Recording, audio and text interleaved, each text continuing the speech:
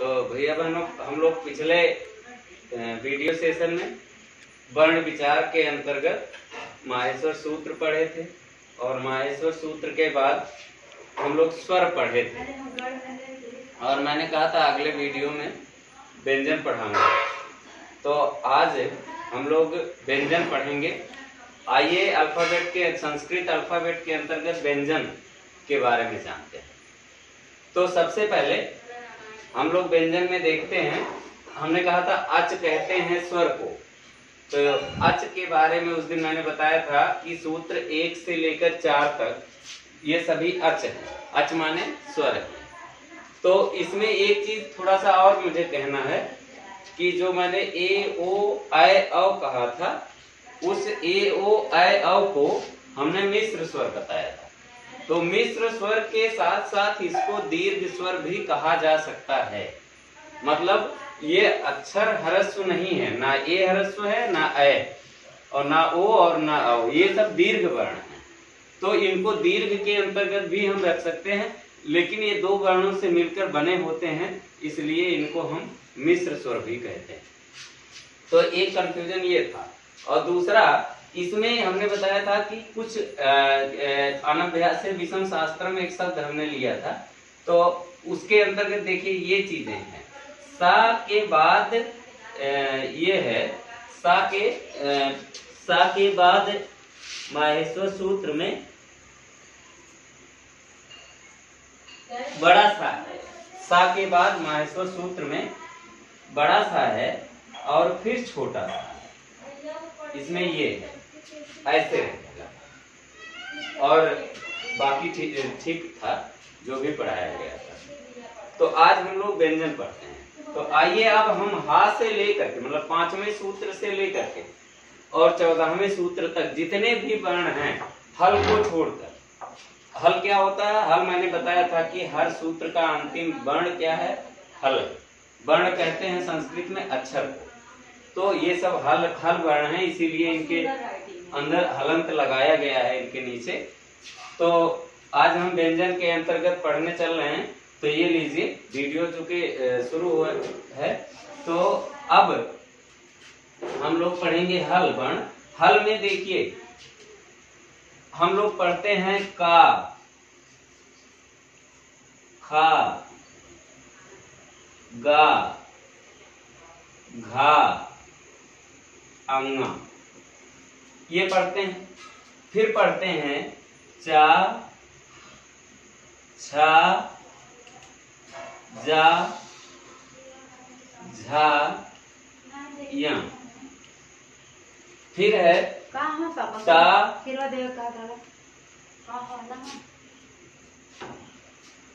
टा, था, डा, ढा, अड़ा। और इसके बाद ता, था, दा, धा, ना। और एक अंतिम है पा, फा, बा, भा, म। ये चीजें आप लोग पहले से ही जानते हैं, पहले से आपको ये चीज मालूम है। आप कहेंगे सर ऐसे क्यों कह रहे हैं? देखिए, इन्हीं को संस्कृत में एक ये जो पहले वर्ण है, ये जो पहला वर्ण आपका ये वाला का, चा, टा, ता, पा, संस्कृत में पाणिनि जी ने कहा कि इन वर्णों से पूरे सभी का बोध हो, सभी का ज्ञान हो। इसीलिए इनको क्या कह दिया उन्होंने? कु कहा। इनको क्या कहा? कु। इनको क्या कहा? चू। इनको क्या कहा? टू। और इनको तू। और इनको कु। तो अगर हमको कुल मिला के हम 25 व्यंजन ये लिखें, अब आपको अगर अभी कहा जाए 25 व्यंजन बताओ पढ़ो, तो 1-2 मिनट का समय लगेगा। लेकिन संस्कृत के जानकार के सामने या संस्कृत जानने वाले बच्चे के सामने अगर ये चीज पता है तो आप कहेंगे, वो आपसे पूछेगा व्यंजन कौन होते हैं, तो आप ऐसे कह सकते हैं कु चु टू तु पु और अंतस्थ, और क्या एक अंतस्थ है और एक ऊष्म व्यंजन। क्या होते हैं? ऊष्म व्यंजन। इतने है वर्णमाला। तो मिला के 60 में आप बात बता सकते हैं। तो या तो आप काका काका अंगा चाचा ऐसे पढ़िए। अब अगर काका काका अंगा को पढ़ना है तो आप कह दीजिए कु। तो अगर जानने वाला है तो कहेगा हाँ कु माने काका काका अंगा। तो इसीलिए चूंकि इन वर्णों से, इन पहले वर्णों से पूरे सभी ये सब क्या है? मॉनिटर है। जैसे किसी भी लाइन में जो सबसे अगला बच्चा होता है या क्लास में जो सबसे अच्छा बच्चा होता है उसको मॉनिटर बनाया जाता है। तो ये मॉनिटरिंग कर रहे हैं किसके? इन चारों की, मतलब ये अगुआ है। तो इसीलिए इनको पाणिनि जी ने कहा कि इनका नाम क्या दिया? उदित वर्ण। ये जो हैं, ये पहले अक्षर जो है इनका क्या नाम दिया? उदित वर्ण। और इनको एक साथ बोलने के लिए एक शब्द बनाया कि इनको अगर 25 को पढ़ना है तो कु चु टू तु पु एक साथ पढ़िए। पढ़ने में थोड़ा अभ्यास करेंगे तभी पढ़ पाएंगे। कु चु टू तु पु, कु चु टू तु पु। ऐसे जब 1-2-4 बार पढ़ेंगे आप तो ये जो कुचु, अब आपसे कोई पूछे ये कुचु टू तु पु क्या है, तो आप कहेंगे कि ये संस्कृत वर्णमाला के व्यंजन है। कौन व्यंजन है? 25 व्यंजन है। काका काका अंगा चाचा चाचा टाटा डराड़ा तक पापा। ये जो व्यंजन 25 हैं इनको हम 60 में कुचु टू तु पु कह सकते हैं। ये और इन्हीं का एक नाम है। या इन सभी को अगर कोई पूछे ये का चाटा, ये पहले लाइन वाले क्या हैं, तो आप कह सकते हैं ये उदित वर्ण। क्या है? उदित वर्ण। तो एक चीज ये देखिए 25 व्यंजन ये हो गए उदित वर्ण में। अब 25 और एक चीज और देखिए, एक अंतिम लाइन जरा ध्यान दीजिए कि ये सभी अक्षर ऐसे हैं जिनको हम मुंह और नाक दोनों से बोलते हैं। अगर आप बोलेंगे अंगा तो अंगा बोलने में मुंह से अभी आवाज निकलेगी और नाक से भी आपको सहारा लेना पड़ेगा। इसी प्रकार से आप बोलेंगे यहाँ, इसी प्रकार से अड़ा अड़ा, इसी प्रकार से ना माँ। ये अक्षर ये जो पांचों हैं, इसीलिए इनके लिए पाणिनि जी ने एक सूत्र लिखा कि यमगणना नाम। अभी जब हम लोग पढ़ेंगे इनके उच्चारण स्थान, प्रोनाउंसिएशन प्लेस इनका पढ़ेंगे तो ये चीजें सामने आएंगी। ये जो पांचों अक्षर हैं ये कैसे वर्ण कहे जाते हैं? इनको अनुनासिक वर्ण कहे जाते हैं। क्या कहे जाते हैं? अनुनासिक वर्ण। इनका नाम है अनुनासिक वर्ण। ये देखिए, तो एक चीज ये है कि ये सब अनुनासिक वर्ण हैं अंतिम वाले, और पहले वाले क्या हैं? ये सब उदित वर्ण हैं। और इतने अक्षरों को 25 को अगर 60 में कहना है तो आप जो है कुचु टू तु पु कह सकते हैं। बेहिचक सही होगा, लेकिन वही व्यक्ति उसको सही मानेगा जो संस्कृत का या संस्कृत अल्फाबेट का जानकार होगा। तो ऐसी अपेक्षा है कि आप भी इसको सीखेंगे। इसके अलावा आपके 3 व्यंजन और हैं। एक कौन कौन से हैं? या रा ला वा। ये देखिए, या रा ला वा, या रा ला वा। इनको बोलते हैं अंतस्थ व्यंजन। क्या बोलते हैं? अंतस्थ।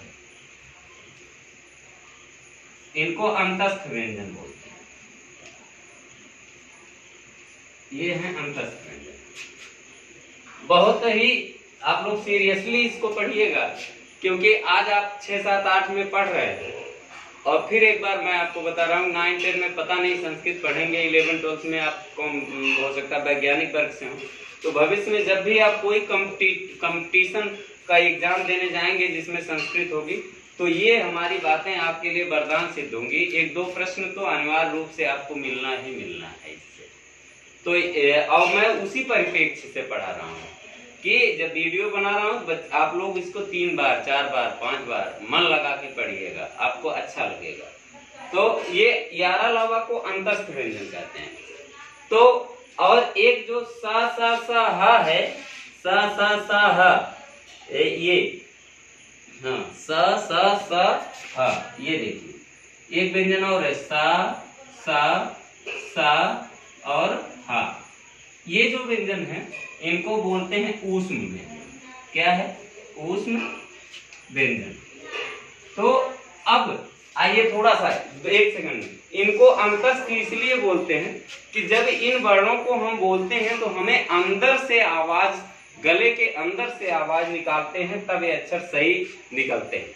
हाँ, मुंह में ओठ का, गले का सहारा लेना पड़ता है, लेकिन ये अंदर से निकलते हैं। और ये जब निकलते हैं तो इसके लिए हमारा गला थोड़ा सा प्रेशर में आकर के बोलता है।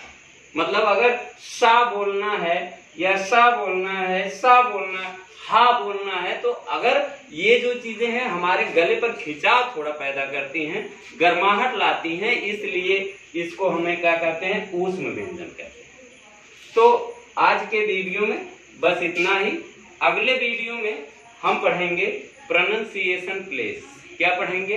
इन वर्णों का। अभी आप वर्ण पढ़े, अब इसके बाद इनको हम कहां से किसको बोलते हैं उसको पढ़ेंगे।